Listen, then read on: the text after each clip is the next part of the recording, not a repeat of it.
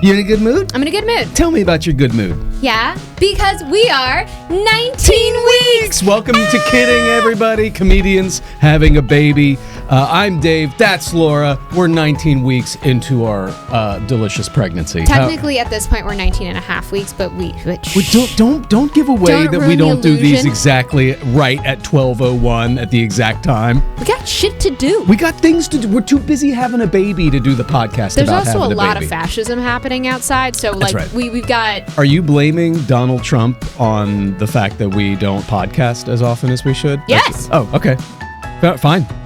I feel like we're at a place where if I stub my toe, I'm gonna blame him at this point because fuck him. Stephen Miller is really like making bald guys. He's not a good advertisement for bald guys. Let's put it that way. Like, I do have to say, and this isn't good for your kind. I do like the comparison of what he looks like. Mm-hmm. Like he looks like a butt polyp. look, as a bald guy, Mm-hmm. I understand that You do not claim him. calling us bald shouldn't be an insult in and of itself. Yeah. But if you're awful, being bald lends itself to a lot of really fun adjectives and a lot of like, you know who you and he looks like a thumb, you know, like it's and I totally understand Well, it. you got Stephen Miller, you have Jeff Bezos, you have Lex Luthor. Like Yeah. it's bad bald guys is kind of a thing. But we do need to talk about the real fascism going on right now, which is your threads ripping me apart for the things that I say to you during the week. I'll have like a thing where I'll go, you know, this pregnancy's going by pretty quick. And then I'll just look on your threads and you've commented, here's what my husband said. The Yeah. pregnancy's been going really quick for him. And just thousands of comments of people going like, he needs to buy you a pony. That's what he needs to do. So The pony coming.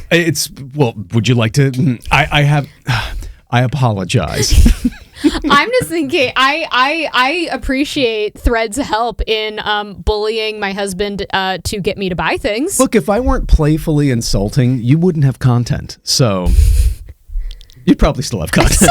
Fucking content? How rude! I am an independent, creative person. Excuse me. I just had AI videos made about me from my haters. That is 100% true, and it's amazing. The baby is the size of a mango right now. They are about 6 inches and 8 ounces. And this week they're being coated in Vermix, which is like a cheesy, waxy substance. Our baby is covering themselves in cheese. Essentially, to protect their skin because the amniotic fluid is very acidic, and this helps them from not getting too pruny. Yeah, I did. Oh, and it helps regulate body temperature. I did have to say that when we watched the video and the woman goes like, your baby is being coated in like a slippery, weird substance, I was kind of like, weren't they already?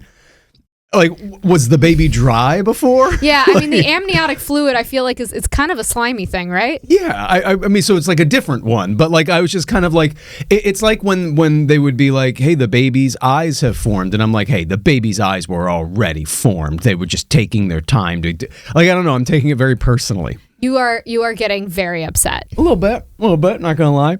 But we have had some exciting developments this week so far. I think I've felt the baby move. Yay! I think we're not sure. It's either that or indigestion. Now, you were told from a couple people Yes. that the initial feeling was going to feel like butterflies in your stomach. It feels like flutters. A little flutter. And you're saying that this didn't feel like that. It did not feel like that, and it felt like it was right below my belly button, and I was already having like, because like, look, I'm lactose intolerant, so like me having tummy problems is like, that is a daily occurrence. Yeah. I'm very well versed in this, but this was very different, and it was feeling like there were bubbles, but like not in the right place than they usually are when I have indigestion. And it was like this like pop kind of feeling. And I went to Threads and I was like, I can't tell the difference between indigestion or if my baby's moving. And one person actually they're like, if it feels like pops right underneath your belly button, that's the baby. And I was like, okay, that's actually what it feels like. Okay. Yeah. I haven't really felt that much today. Yeah. So I might be wrong. Apparently it takes longer for first time pregnancies to like be able to feel movement. Yeah. So this is normal. If it isn't the baby moving, it's normal that we haven't felt it, but I'm very anxious to feel the baby move. I had a weird moment where we looked up when consciousness kicks in. Yes. And it's not yet, but it's soon. They don't know when. They have no idea. But the loose estimate was like 25 weeks or something like that? 20. Can't remember. Yeah. But it was something in the late 20s is when is their hypothesis of when consciousness kicks in, because it's like the chemical that we need for consciousness. We know that that's when it kicks in, but again, we don't know if it actually equates to consciousness. Yeah. So we don't know. I had this weird emotional reaction to that where I was like, my baby already knows what's going on. Like, don't. It's baby's already top of their class. It's very strange to hear strangers talk about what my baby can and can't do. Does that make sense? That like already hearing someone go like, well, your baby's not doing this yet. And I'm like, well, we don't know that. Like I have this consistent. Do you have that at all? No, but it's so cute that you do. So I'm just more supportive. Yeah. Yes. Yeah. I'm just a more supportive parent. I think I very much am like I'm letting the baby just cook in the ether. I'm letting the baby do whatever the baby is doing right now, and it's like they are in the ether. They're still manifesting. Yeah. And so I'm not putting societal pressure on the baby right now. So I have a joke on stage where I talk about I'm glad that I'm having a baby because I love kids and I can't talk about kids because as a guy, you know, especially a white balding guy. Yeah, you can't just be like, hey, does anybody want to talk about children? Like, no, it's not good. And I have to worry about the timing of even looking at kids for too long. Yeah. You know, there's a big difference between like, and then going.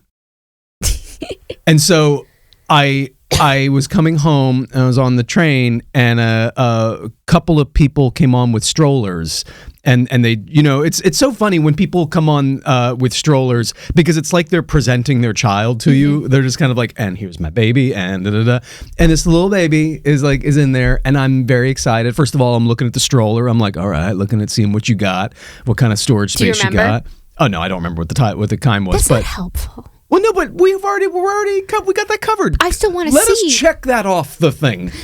My God. Anyway, so the baby like looks up at me like very young, probably like 6 or 7 months old, just kind of like looks up at me, and I go like, you know, I kind of go like, I make like a face, and the baby goes. Already he's over you. I got an eye roll from an infant who was like. I was like, no, it was really embarrassing. I felt, and then, so I've always understood the difficulty of being a parent. I always try to help if like someone's got their stroller at the bottom of a thing and they got a kid. I'm like, hey, do you need any help? I always respect that. Kid's got a parent's got a screaming kid. I'm like, I get it. I'm not gonna blame anybody. Totally. Baby is gonna baby. Baby's gonna baby.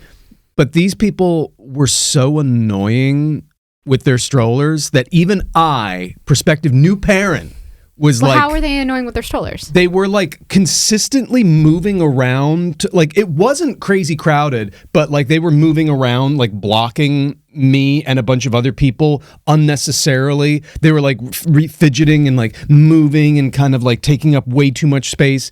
There was no like excuse me. It was just kind of like, and we're here. No, let's go here. And I was just kind of like, I was picking up tips of what I'm not gonna do. Yeah, we were feeling, yeah. Definitely feeling like, okay, let's figure out how to parent in a city public setting. Yeah. That does not encroach on other people's space. I think a lot of it is the energy. Like you could have done the exact same thing, but kind of gone like, excuse me, sorry, you know, just a little bit of acknowledgement. But there was no excuse me. No, it was just like we're here now, we're doing this, and it's not cool. No, I get it, especially I think on the subway. But there's subway decorum. Like we have lots of rules on how you need to act on the subway. And I mean, I get very upset when when anyone's playing like a cell phone game and the volume is up in public. You lose your mind. I'm with you. That is when I get the most, I would say like fascist where I'm Flames. just like, arrest them. Yeah. Of like, yeah. I get unconscionably angry. I'm also very sound sensitive. Yeah. I really should just get noise canceling headphones. Like that really would be the smartest thing for me to do. But you don't like the way they feel in your No, your I ears. don't like the sensation because it hurts. Yeah. So I'm in a pickle. Yeah. But I think it's a very good rule of thumb for the subway of like turn your shit off on, or put your headphones in on the Right. subway. Yeah. There's way too much. It's one thing if it's the sidewalk, it's one thing if it's a park, but it's like in the subway we're in a steel freaking tube. Yeah. And there does need to be some decorum. I do think like obviously when you have a baby, there's like always like room that people should give a family with a baby because it's like they're working hard and it's always. Well, here's the question. What is your take? How do you handle the situation when you're on the subway and you've got a spot and it's a little busy and there's a space next to you and a parent and their kid come in? Do you and the kid sits next to you? Do you get up and give the parent your free always. space? Ooh, okay. I always do. All right. I always do that. Yeah, Right. I've always done that. Based on the way you just reacted, so do I. I'm sorry. I was not raised by wolves. The parent doesn't need to sit down. Fuck The that. parent is probably exhausted. And they're going to want to sit with their kid. Their kid isn't going to feel comfortable sitting right next to a stranger. And then they don't sit down either. Oh my God. I also have been in. Oh my God. You are heinous. You are awful. What did I marry? Did the podcast now become social taboos? Let's Oh my go. God. I think also for me, like when I used to like babysit, it was also really nice when like someone would stand up and like, 100%. and I would be able to sit next to the kid because it's nicer for the. You're absolutely right. You're absolutely right. And a formal apology to everybody who I've ever done that to. I think for me, it's that 1 degree removed thing. Pregnant person, old person with a cane, little tiny baby, not little tiny baby, but like small kid, 100%. You need the seat. But like someone tangentially attached to the person who needs the seat, I'm like, I'll wait for them to ask. Like, I'm kind of like, I'm also tired. I think when it comes to I have no problem as a person who works within society to give families with kids a little bit more room. Yeah. I have no problem with that. I think it would be nicer. Now, I do think, families with kids and everything still need to remember that this is not your living room. You are in a public space and you need to manage things in a way that it is like respecting that. Yeah. But I will always do more to support a family with kids and to just make it a little bit easier for them. I will always do that. I get that. I understand. Yeah, that's always been my kind of like code of ethics. So Because again, not raised by wolves. this week I also had kind of I'm not going to name names, but I kind of had a little freak out where I've told you about this, where like I have multiple married dudes friends with kids and new kids. And I hear a bunch of different things from each of them. I've got my friend who's like, it's a majestic experience that you're going to cherish forever. It's hard, but it's 100% worth it. You're going to crush it. I love you, dude. You're going to do great. And I also have my friend who's like, oh my God, I have no time, no life, no identity. I don't look at my spouse in a sexual way anymore. It's all over. It's all over. Are you even here? Like I have both ends of the spectrum. And I like both ends of the spectrum because I like the reality about how hard it is telling me like, oh boy, And then you like the rainbows and sunshine. But I also like the positive encouragement. I like them both. But this week, the friend who is the rainbows and sunshine is having a week. And so he's like, yeah, I had no time. And I'm like, all of a sudden, I don't have the rainbows and sunshine encouragement, and I'm like, oh no. And I know you don't have your like Care Bear positive energy. Yeah, I realized that I was relying a lot on his like your gut, like the Superman aspect of being a parent is that it's hard, but you don't care because you wouldn't trade it for the world. And now he's kind of like, I kind of wish we didn't do it. And I'm like, oh no. I think it's important to remember that even Superman has a bad day. It's not going to be perfect every day, and we are even if we are having even if I'm like doing great and we are loving the majority of it, there's no way that we're not going to hit a day, a week, a month, a period of time where we're like, okay, this is a bit intense. Like, there's no way, even if we are arguably statistically like one of the lucky ones where things just are kind of like working out and a little bit easier. And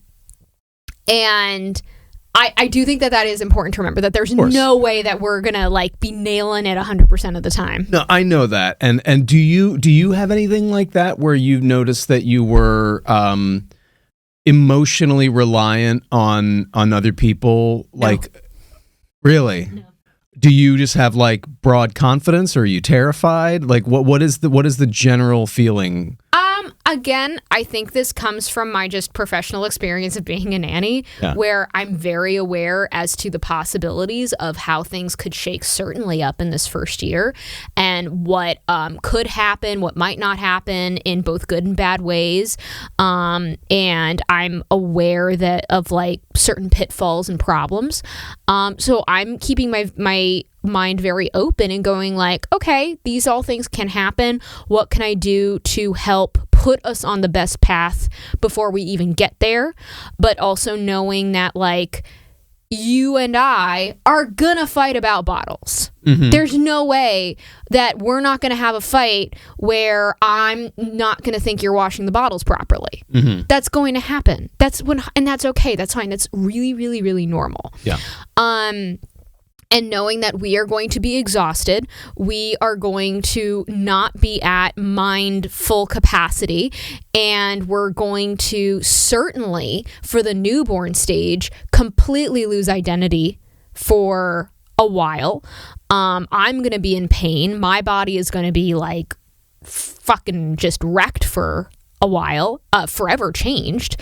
And just kind of, I don't know, accepting that like these are truths, mm-hmm. that these are things that are going to happen, and they're fine, they're normal, they're okay. And for me, I guess I'm looking at it like, yeah, this is normal. This is part of it. This is part of the package deal, and I'm not sugarcoating the obstacles that are coming our way. And knowing that, you know, they're also not permanent. The newborn stage isn't permanent. Mm-hmm. And, you know, the kid will eventually sleep through the night at some point. You know, you and I will have sex again. It's like that's good to hear. Yeah, it's like stuff like that where it's just like, no, I know it's gonna be a little tough. I will say though, we're extremely privileged though in the village we have. Yeah. For example, like something that happened this past week is we had a lovely FaceTime conversation with my godmoms. So I have two amazing godmoms who, Colleen and Sue, and Colleen has been my official godmom since like I was born, was at my baptism and everything. And then she got together with Sue when I was like 3 years old. And Sue, so for me, all my memories are just Colleen and Sue. Mm-hmm. And then they officially got married when they've got married like a bunch of times in like a bunch of different states. I don't remember when their first wedding was, but they've been together for forever. And I realized, like, in my head, I always, like, assumed, like, Sue is my godmom as well, but we never said it. So their last time here, I was like, can we just make Sue my official godmom?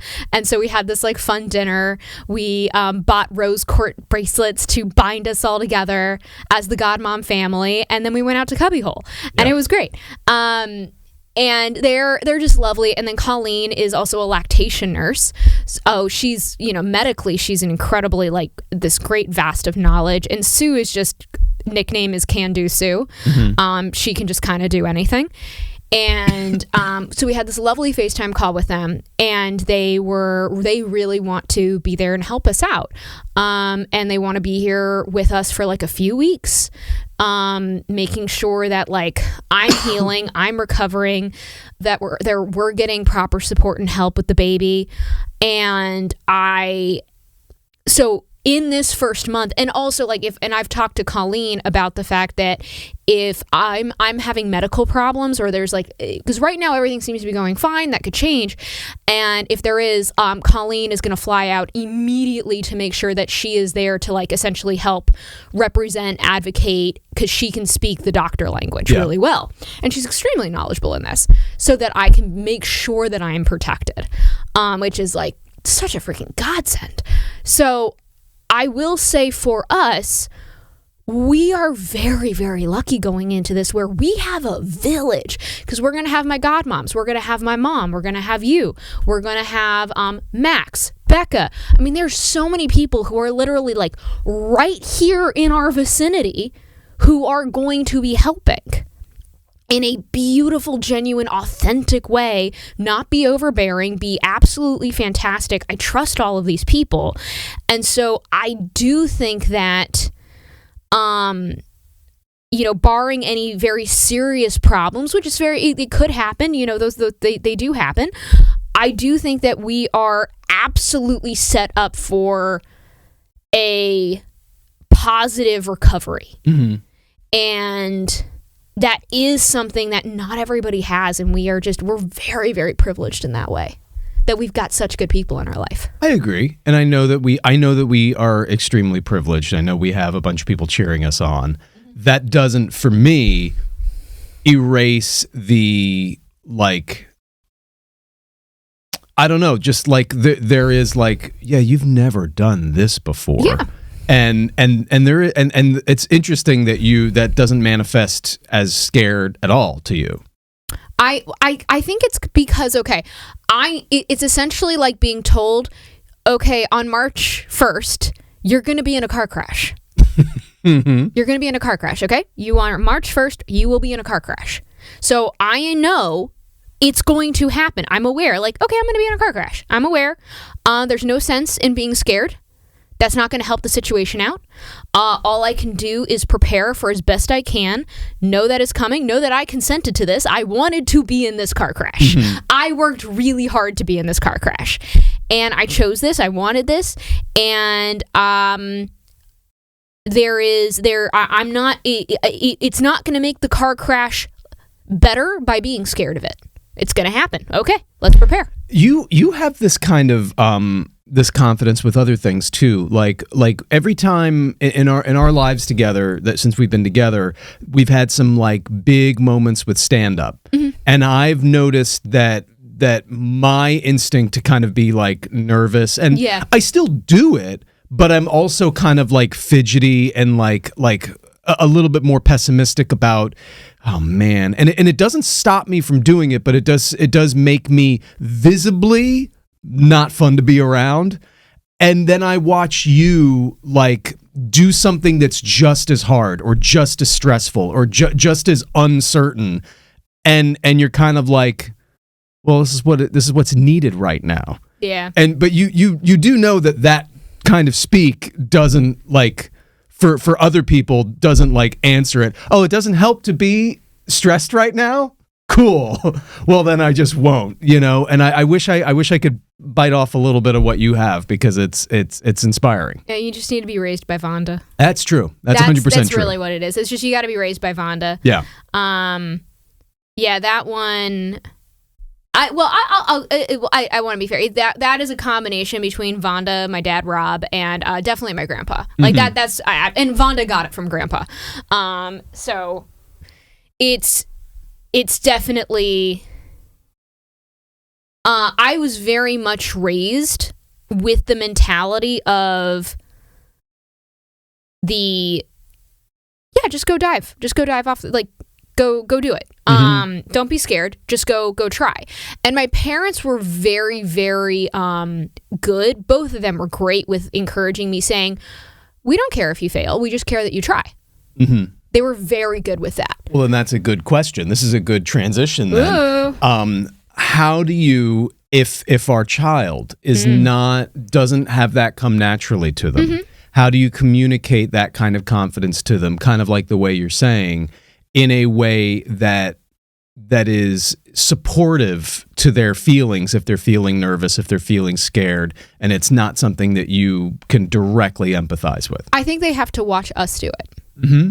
That's really, because I mean, for me, it didn't come. I don't think it came naturally to me. I do think that I struggled with that as a child. And I think a lot of that had to do with my undiagnosed autism at that time. But that is something I was able to gain as I watched my mom, honestly, do it. Because my mom is fearless. I mean, there is not a brick wall that woman can't scale. Mm-hmm. It's incredible. And I think it is... I watched her, for anyone who doesn't know, my mom is one of the literal top wedding planners in New York City. And I would watch her in the 90s walk into these massive meetings and just take charge and just be orchestrating these insanely large events. And she is like answering everything. She's like, she in incredibly like wonderful, nice manners, but she was like, we need these tables, these tablecloths, those lines aren't right, fix them now, get the cake, when is the cake coming, okay, bride is and the amount, like watching her work that kind of room, and like she walked in and had more knowledge than anyone else. She could solve any problem ever thrown at her, and watching her do that, I think was just, oh, I'm capable of that. Mm-hmm. I've got that in me. And watching her fearlessly do this in the 90s, like watching my mom do this, was really powerful for me. She actually always said she felt really bad dragging me to meetings, like, because I never had a nanny or anything, but so she took me to meetings all the time, and so I would sit while she's having a floral sample or a cake tasting. For anyone who knows who like Sylvia Weinstock is, like she's passed away, but she's like she was one of the most like famous wedding cake designers. She was on Nailed It. She was incredible. And so like I would go hang out in Sylvia Weinstock's studio, and she would like give me sugar flowers. Mm-hmm. And she'd be like, here, kid. And I would just gnaw on a daffodil or something. And that's how I spent my childhood, was just watching my mom in these incredible, powerful rooms. And so I think I learned these things by example. My mom especially, and definitely... my mom, my dad, and my grandfather were really good with, they were very much, we're going to teach by example. They were never the people who say like, do what I say, not what I do. They were never those people. They would always be right there in the mud, showing you like, okay, we're going to do this together. And that was, I think, a very powerful learning experience for me, and showing me that like, no, we can all do it. We can get this done. It's no problem. And I grew up, and both, definitely my dad and my mom, are very amazing problem solvers. Mm-hmm. Incredible problem solvers. Like what they are able to come up with is incredible. So being surrounded by people who can always find a solution taught me that you can always find a solution. Yeah. I love that. I think that's inspiring. It's so foreign to my experience. So it's one of those things where like what I would suggest is let's do exactly what you're saying, but I definitely think that I need to have my blinders open to catching if that comes naturally to them, mm-hmm. and you need to keep your blinders open if it doesn't come naturally, and absolutely. we need to like adjust. I think it is about, because again, like for like example, my mom told me when I was a kid, I was really scared to like jump off the diving board. Mm-hmm. Really, really scared to do it. And she never pushed me. She never was like, go do it now. She just was like, but she noticed that I watched every single kid jump off the diving board, and I studied it. And she just was like, she's figuring it out. Then by the end of the day, I was like, okay, I've watched enough. I know what to do now. I am now ready. So she gave me time to like sit and ponder and think at my own pace. And she was like, no, she's figuring it out. She is. And she allowed me to do things at Laura's speed. and then very positively encouraged me when I did do it, when I did jump off the diving board. She let you finish gnawing on the daffodil. She let me finish gnawing the daffodil first, which I really appreciate. So no, I mean, I think it's about allowing the kid to be the kid, making sure that they have space and they're positively encouraged, and then leading by example. I think it's a combination of both. But to give you also a little bit of like a little bit of encouragement, whenever you and I have been in an emergency situation, you and I kind of like go into fix it. We kind of zero in, we get very practical, and we just kind of go like, okay, what are we going to do? So you have that capability. You do it. I've seen you do it all the time. It just has to be an emergency situation. But that's great. I mean, like, look, when you get like, I think in your head or nervous about a show, okay, that's understandable. That happens. But I think whenever it is something that is important, I watch you completely zero into that. See, that's fascinating, because when there's an emergency, I completely disassociate from anything emotionally. Because emotion's not going to help in this situation. I do exactly that thing, but when it's a stand-up thing or something where it's like, oh my gosh, this is a big audition, it's like it's not that feeling at all. It's nothing but emotion, and I can't turn it off. So that's interesting.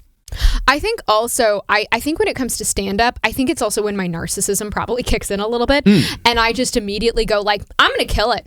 Yeah. It's also, I think when it comes to stand-up, it's probably an overconfidence that I shouldn't have. Well, we don't need to turn this into a stand-up podcast, but overconfidence is 100% required for the job. It is. There is a certain level that you have to pump, because first of all, the job is, hey, look at me, look at me, look at me. You do have to have a bit of an inflated ego in order to do it. And especially if a room is tight or it's not all, you don't feel like you're going to soar just like automatically.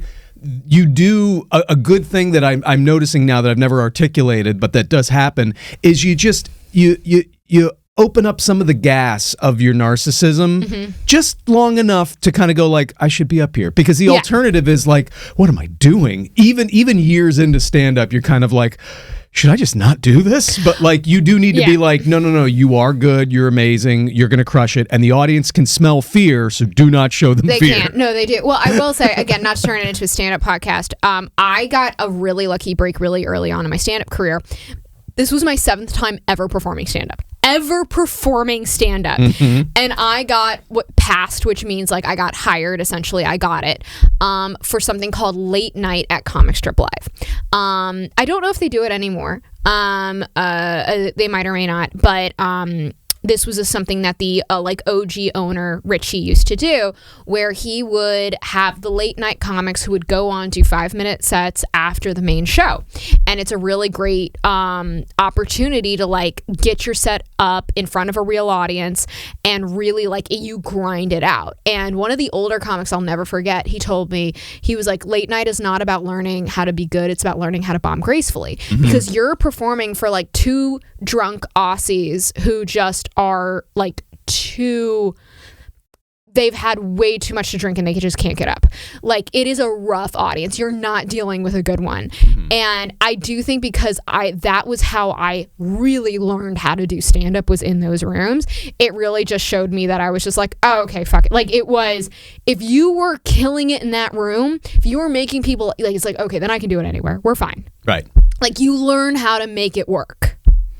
Yeah, and to translate that, I don't know if this is just too naive of a point to make with kids, but I do think that a little bit of that stand-up narcissism we can pass on to our kid for life. Not narcissism, but confidence. Well, it's confidence. You know, the ability to go like, I should be here, I deserve to be here. Yeah. Because so much of life is people don't want to deal with someone who's doesn't look like they doesn't know if they want to be there. Yeah. Doesn't look like it's like doesn't, if you can't sell it that you would buy what you're selling, why do you expect anybody else to? Well, I think it's a combination of like, I really want our kid to be able to walk into a room and feel confident about their work, but I think it's also about matching that with empathy. Right. Because I think because at least when I was nannying, a lot of parents were over focusing on confidence and really not giving a shit about empathy. And I was like, this is dangerous. Your kid's a dick. So what's an example of both of those hand in hand? I think that it is somebody who can walk into a job interview and know that, like, I can kill it. I can do this job. I am very confident in my abilities. And then at the same time, be... I don't know, like a nice person. Get up for the mom on the subway when she wants to sit next to her kid. Damn it. Callback. Callback. That in the stand-up world is called a callback. I will say, okay, so this was not a kid I was babysitting. This was a kid, so the kid that I was babysitting, let's name him John, and he had a best friend named Sam. I hated when we had play dates with Sam. I did not. It wasn't that I didn't like Sam. I hated Sam's mom. Mm-hmm. Sam's mom was like, fuck Sam's mom. Oh my God. She let her son become a fucking terror. Because basically in her head, she was like, well, they don't develop empathy until the age of 6, so I'm not even going to try and tell him no, create boundaries. Like, why would I do that? There's no point. So I'm screwing up this child because I saw one thing on the internet once, yeah. And so he was a extremely violent, very violent child. And I was like, and I hated when we were with it, because it just was, she would not, because she was just like, why? There's no point. He doesn't have, and I'm just like, he's hitting people. He's literally he's hitting you. He's hitting others. I'm like, ma'am, he was awful. And so no, it was, but a lot of parents, at least at that time, and this was in like the 2010s, I saw a lot of parents kind of also think that, where it was just like, why? They're just being children right now. Like, they're not going to like kids will be kids. Like, you know, they're why are we telling them, why would we hurt their confidence right now with empathy and boundaries when it's like they don't even have the capability of learning that? And I'm just like, you fucking morons. You fucking morons. Oh my God. And it was, I will never forget that. And I was just, it was, well, I hated whenever we had a play date. I remember telling the mom, going like, do we have, and because she knew, she like, got it. She knew it was bad, but she was like, they're best friends. Like, she was like, there's nothing we can, like, she was like, I can't, they're best friends. Yeah. And I'm like, can we introduce him to new people, please? With empathy? With that, like, literally, just name a time and place and I will find new friends. Yeah. We gotta introduce him to new friends. I think that it's very important, because I remember as a kid, like, you know, you're feeling a lot of feelings. You have a lot of emotions. They're new to you. You're not confident. You're not comfortable in your skin. You do need to act out and stuff. As a parent, I kind of knew vaguely as a kid that, like, what all of this was for, what school, what, you know, lectures from my parents, rules, bedtime, allowance, all of that is to make me a functioning adult. But it was kind of like amorphous. I feel like with our child, I would love to kind of like make that clear with examples. We're giving you this allowance on a weekly basis because as an adult, here's the adult equivalent of that. We're setting a bedtime because as an adult, here's the equivalent of when you stay out drinking all night and then you have a 6 a.m. shift in the morning.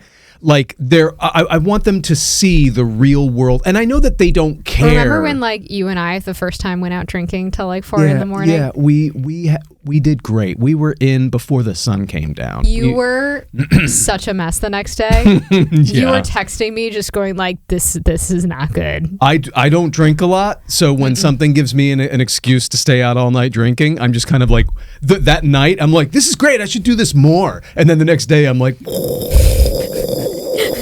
It's a whole different experience. No. And I think I was throwing up as well. Yeah. Like, it was just not cute. We were like, oh yeah. Do you remember when I got drunk at your mom's house? It was really, your mom had a beautiful beautiful home. All right, this is my Yeah. favorite. Okay, so this was right after I headlined for the first time at Caroline's on Broadway. Very proud. And both you and Max, our amazing roommate, both got drunk. But your two drunks are so different. Very different. When He's a party boy. He's a party boy. And when Max gets drunk, we call him Schmax. Yeah. But when you get drunk, you turn British. Yes. Yeah. I do like to get home if we could, please. You know? That's what Yeah. happens So when you so get drunk. while you And you become like really polite. You and your mom were in the front seat We and were in her- driving. yeah. In the back seat, Max was hanging out one window going like He was like being like a dog out the window, just going, yeah. and I was hanging out the other window going like just get wind in my face. So we get back to your mom's house and Yeah. I'm still in like courtship mode. I'm still in like don't screw You're still up. trying to impress her. I'm still trying to impress her and you. And the house is beautiful. Your mom doesn't have like stuff. Like if she does, she puts it all away so it looks. She has stuff. She's not a minimalist. The she house looks like it's always on the market, It and does. No, it's just on display. It's gorgeous. My mom's houses are always like magazine curated. And I'm like, I am gonna go into that beautiful bathroom with potpourri, and I am going to blow chunks. This is what's gonna happen with the charcoal drawings. This is gonna happen. And it's not gonna happen. And my uncle was visiting as well. Yeah, the whole family's hanging out. Yeah. Like and it's a clear shot from the bathroom to the living room Well, where it's all not a house. Like it's her apartment. Yeah, and you guys are all having a great time and I'm like it's not like you have a floor separating. in my head I'm just like how much am I going to ruin this thing that I got going right now? How much am I going to ruin it? Because I'm going to throw up. Can you throw up quietly? And then how can you mask it? Use that theater degree, Dave. Walk out of that bathroom going, oh, well, what are we doing?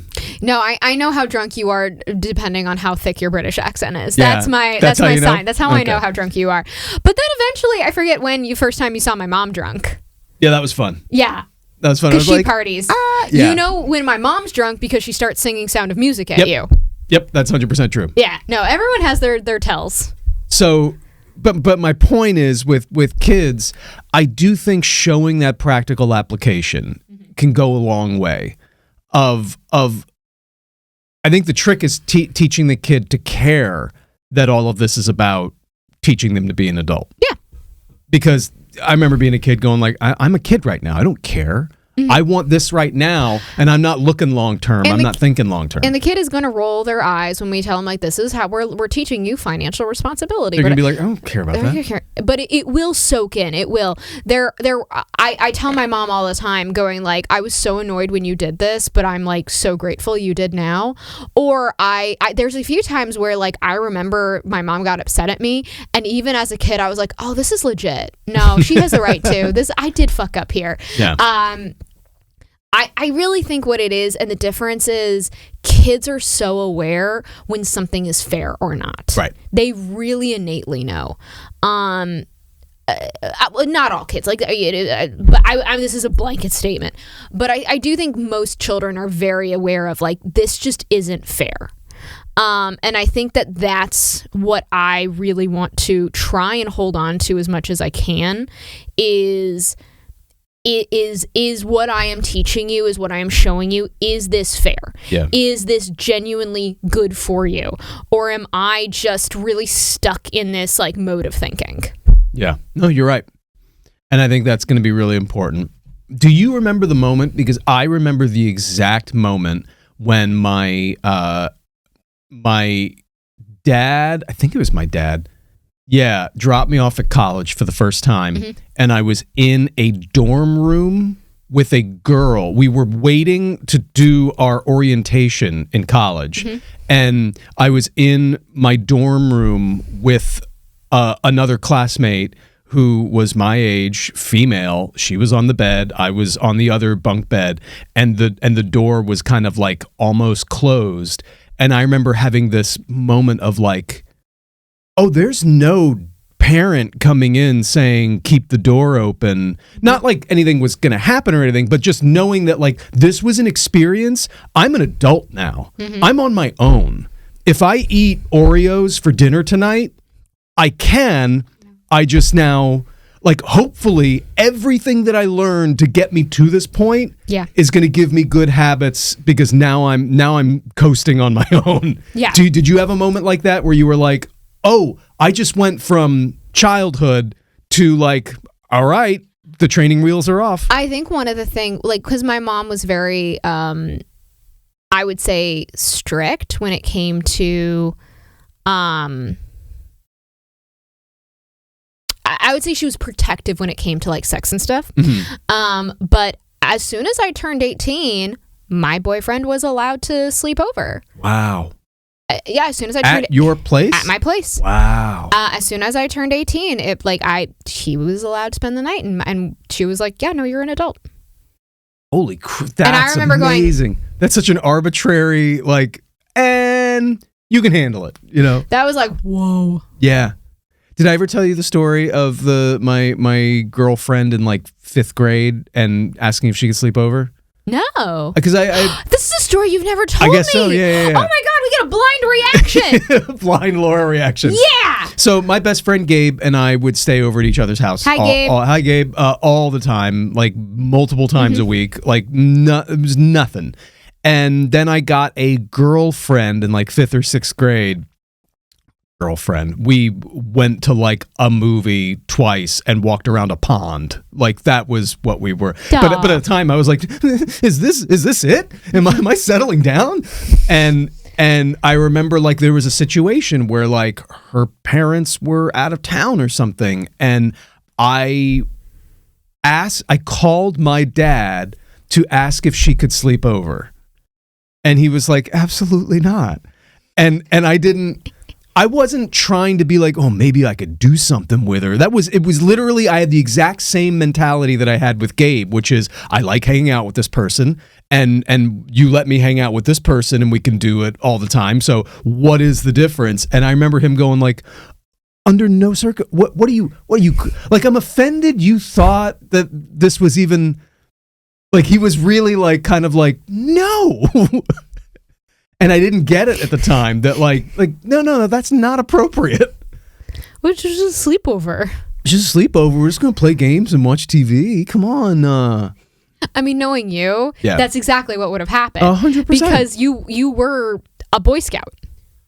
Dude, into my 30s. You really should have been a Boy Scout. I really should have. Into my 30s, you forget. You're talking to someone who went on 7 Tinder dates with somebody.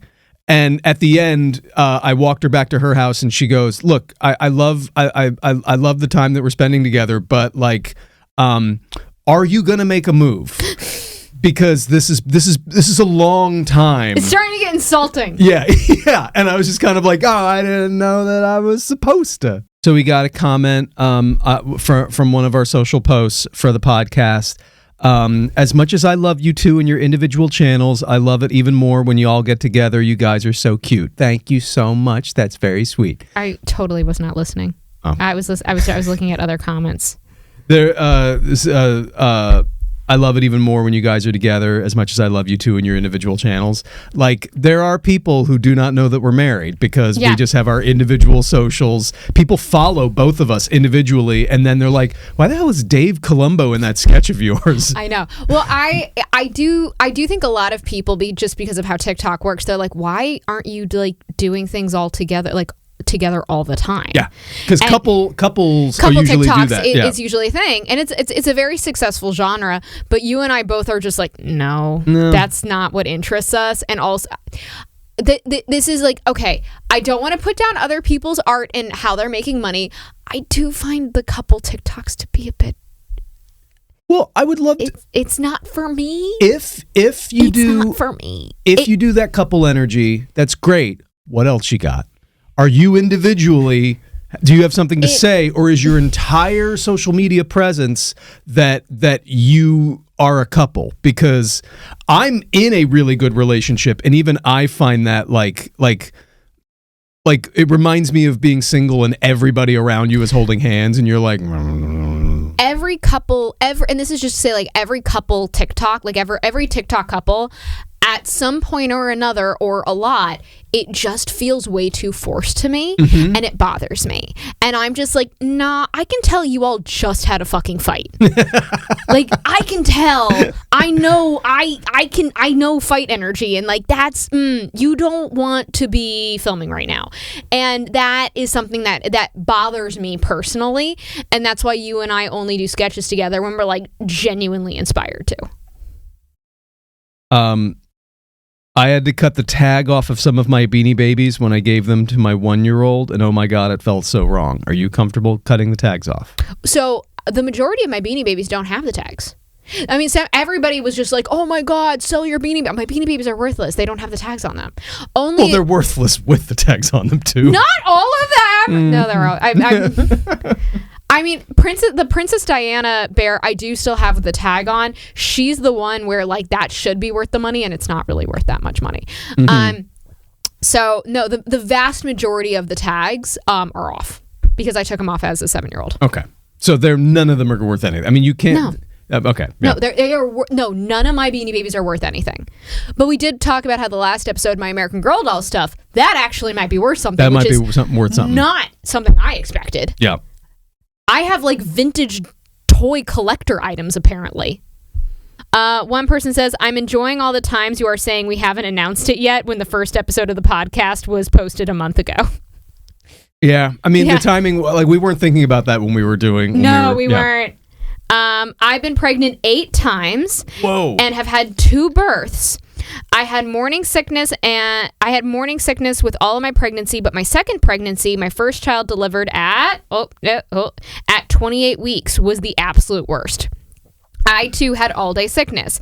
It was so bad for the first 4 months that I was actually losing weight. The only food I could keep down was Cocoa Puffs with milk, 3 meals a day plus snacks, nothing but Cocoa Puffs. I finally got to where I could eat relatively normal food after about 4 months. I can't tell you how validating it is to hear that. Yeah. Whoever that is, thank you for saying that. You said that they only had 2 births? Yeah. Pregnant 8 times? Yeah. Wow. Yeah, miscarriages are that common. That's crazy. Yeah. I mean, again, we don't talk about this shot. I know. Dude, it is. I finally got to where I could eat some relatively normal food after about 4 months, but I still had all day nausea and queasiness. My last pregnancy, second child, my only full-term pregnancy, I had horrible morning sickness for the first 3-4 months, but then it finally went away for the most part. My mom was the same way as yours with the I felt great and I was glowing and never threw up once, blah, blah, blah. It was infuriating. Her longest labor was only 3 hours. Mine was 60. Oh my goodness. Get this mom a fucking drink. Yep. Fruit basket. Wow.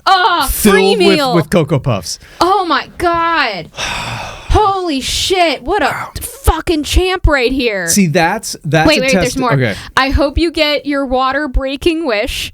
I think when I was saying like my water breaking on stage, because that's going to be a viral video.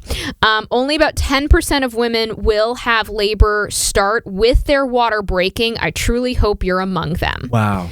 I don't know if you knew that. Again, I know we talked about that. I don't think we talked about that stat specifically. That's crazy. Yeah. What the lack of knowledge. You showed me that video of like asking men about pregnancy stuff and just like, what does the C in C-section stand for? And it's just like, and one of the guys was like, clavicle? Clavicle. I think that sounds right. Like the lack of education in this country is just amazing. It really is, and it's just it's this should be taught in health class. Yeah. They really should be. Do you know what this really teaches me is that we do need to be on guard. We can do everything right. Everything can be nice and healthy 100%. and wonderful, but we need to be ready for 28 weeks. We need to be like kind of ready to go because anything can happen. Well, we are, I can't remember. I think viability is like 23, 24 weeks. So we're right around the almost corner. there. We're almost there. But yeah, no, absolutely. Yeah. Now at 21 weeks, we will get the anatomy scan. And not only are they checking the baby, they're checking me, they're checking my cervix, my ovaries, my uterus to see if there are any issues, any red flags, which some of our friends had. They did detect red flags in time, luckily, before something did happen, and they've been able to get that fixed. But it's like, yeah, no, we've been lucky so far with the pregnancy, but things could change at any second. And we do have to be ready for that. Yeah. I mean, I hypothetically, at 24 weeks, could be put on bed rest. And then I have to cancel all my shows. That could happen. Yeah. Which Okay. fucking sucks. Yeah, I mean, I just need to keep in mind, because I've been chalking up everything that's happened positively as like a trend that's going to continue. And that's nice and that feels good, but I do need to keep in mind that it's like, no, this is all biology. We could have a really great, easy pregnancy, but then the birth is like fucking disastrous and really traumatic. Yeah. And everything could go wrong. So there's so much stuff, and it's every single piece of this is like each of it is a chapter. It is not the end of the book. Yeah. Hold on. Here's hoping that one day we know what C in C-section stands for. So how do you think you'll each handle jealousy in the moment over your kid having the childhood you wanted for yourself for whatever reason? I see a lot of that pop up on the part of Mom Talk, where the parent healed from traumatic or underprivileged childhoods. So I'm curious on y'all's take on this phenomenon. I'm fascinated. Ooh, that's a good one. Good question, because that's a hot question. At first, I thought that question was going to be, how are you going to handle the jealousy of the kid, like wanting, the infant wanting one parent over the other. We'll talk about that one next. We'll talk about that next. But that's fascinating. I don't think I'll have any jealousy, because I had a lower class but happy upbringing. And I feel like technology moves so fast and the world is so different. I'm going to have a hard time like comparing my childhood to theirs in any kind of like competitive sense. I will, in where it's like, oh, I know that for me, I feel like it's going to be like a lot of like, oh, wow, I did this and they're doing this. I did this and they're doing this. But in terms of like an emotional reaction, no. I think, okay, I don't think that there's going to be ever jealousy, but I do think that there's going to be two things that I think will hit me, and I think one of them will hit you, is I will say, I know for me, I'm going to be like, you have all your medical history. Right. You have all 100%. Of it. You have all of it. You're like, do you understand what that, like, you know who you might not know all your cousins. That one, sorry, kid, like you get a version of that from me. But it's like, you're going to know who your siblings are. Yeah. That one, I will kind of, it won't be jealousy. I think that'll just be funny to me. I don't think this is going to be a jealousy thing, but I do think it's going to be interesting for both of us. We both come from divorced households. Yeah. And I don't mean to be that person, but I am going to be that person. We're not getting divorced. No. You can fucking like check in 20 years. And they're going to grow up in a house with both parents being deeply in love with each other. Yeah. But that's going to be a new experience for us, because we don't have that template to go by from our parents. And I think that is going to be something that I'm really excited that our kid is going to have and grow up with, where I'm like, you're not going to have separate Christmases, kiddo. Like, yeah, it's weird when you say jealousy. I don't know how that manifests. Like you say, where it's like telling the child, like, hey, here's what I had, here's what you have. I don't read that as jealousy. Yeah. That reads as like, are you unduly taking out your own childhood on your kid? But how much of it is a healthy amount of comparing what like, hey, look at this, dude, and don't compare it to my childhood, but like compare it to like the world. Yeah. Look at all this privilege you have. Yes, it's tough. Yes, you're stressed. Yes, it's okay to be sad. It's okay to feel your feelings, but perspective, child. But the fact that our kid is going to grow up in a house where their parents have a good, healthy marriage where they are in love and support each other, that is, I'm really excited. The fact that I know that our kids are never going to run to us going, can you please stop fighting? Instead, they're going to say like, ew, stop making out. Stop, you're gross. They're going to be just as upset, but it's because we're schmooching in public. Because we're too lovey with each other. Yeah. And I mean, we're still told all the time, like, get a fucking room, you two. And we do. We're like, I'll go to the bedroom. And I love that our kid is going to have that. Yeah, I do too. I'm really happy for them. And it's something where, again, it's like, that's a privilege where it's like, and I hope that when they become an adult, because they're not going to give a shit about it when they're a kid. They're going to be like, whatever. But when they become an adult, I do hope that they look back on it and go, oh shit, wow. Yeah. That was really amazing. And that is amazing. But because otherwise I had more or less a really great childhood. The only thing that I think might happen that again would be very healing for me is if my child does end up showing signs that they are autistic or have ADHD, I will be able to catch that in time and they can get an earlier diagnosis and they'll have more answers about themselves and get proper support needs in time. Yeah. To really help them out in a really positive way. And that will be really cool. That I'm going to be really excited to be able to help them out in that way. Oh, okay. I do have another one. As a person who grew up in the 90s and early 2000s with a uterus, body images fucking sucked. Mm-hmm. Eating, food, weight loss, eating disorders were rampant. And it was fucking impossible at that time. And I really want to help out our kid with that one. And really, as somebody who has suffered from eating disorders their entire life, I have extreme body dysmorphia. Yeah. It's really problematic for me, and it's a huge, huge problem. I really want to work very hard at not putting that on my child. I'm working also really hard right now to become very aware of it, but like I don't want my child to ever hear me critique my body. Mm-hmm. And I'm already kind of in that process of like, okay, we're never going to do that. And that was actually a big conversation I had with my mom at one point. Because like I was feeling like I was going through some body dysmorphia stuff, and my mom was very sweet. She was like, Laura, I think you're so beautiful. She was like, I'm so sorry that like you struggle with this. And I was like, well, Mom, we look just alike. And my mom and I do. We look like fucking twins.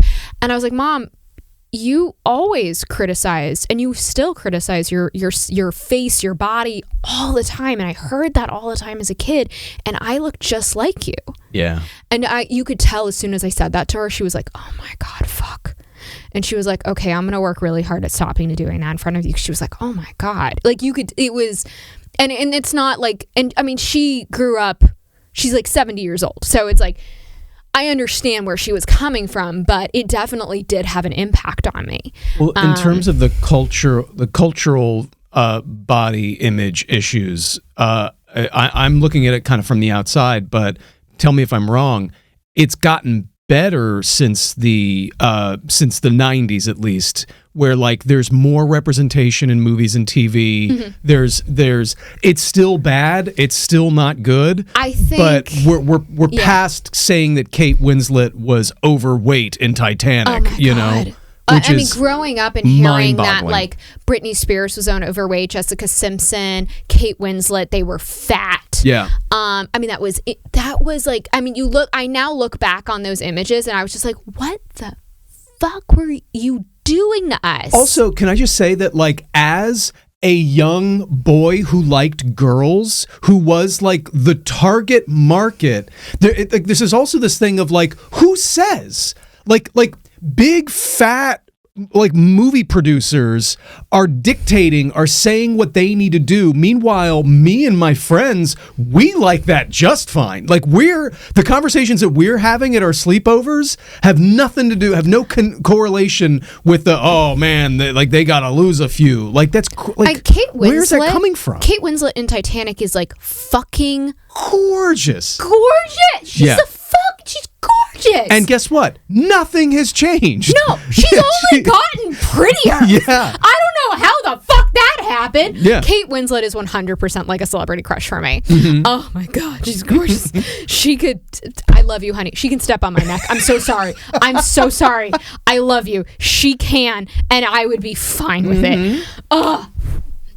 And I mean, she's stunning. She's gorgeous. And But it feels like our child is going to grow up in a different world where it's still there, but they do have more representation to look at. I would say it's still pretty problematic with social media because you have people like, for example, the Kardashians, who are selling this impossible quote unquote beauty standard, and they're getting like how much plastic surgery a year.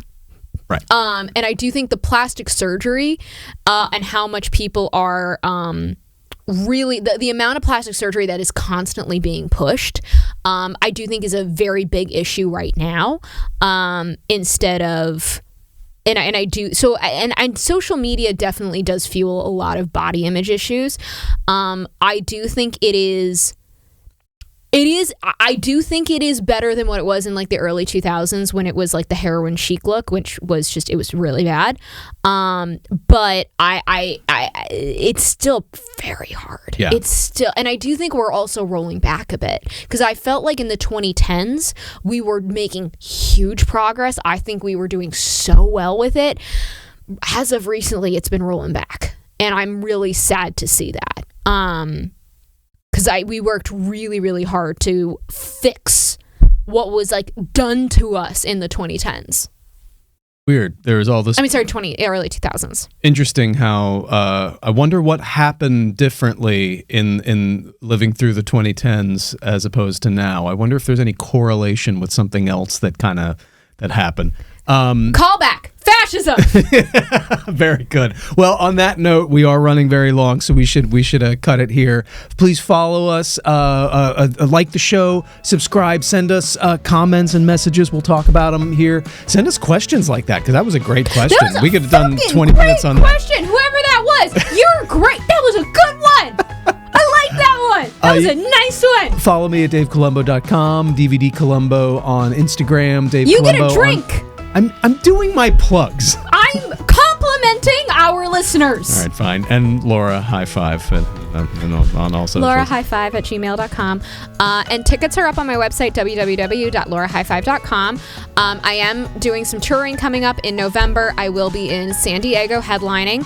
I will be on a showcase in Santa Monica as well, and then I'll be headlining in Chandler, Arizona in November as well. Tickets are on my website. I'm going to start promoting them. We have to start promoting those actually really soon. Yep. And then both Dave and I will be in Boston. I'll be headlining. David will be opening for me because he's fucking baller in Boston January 2nd, and that's probably going to be my last like road gig. Last one? Yeah.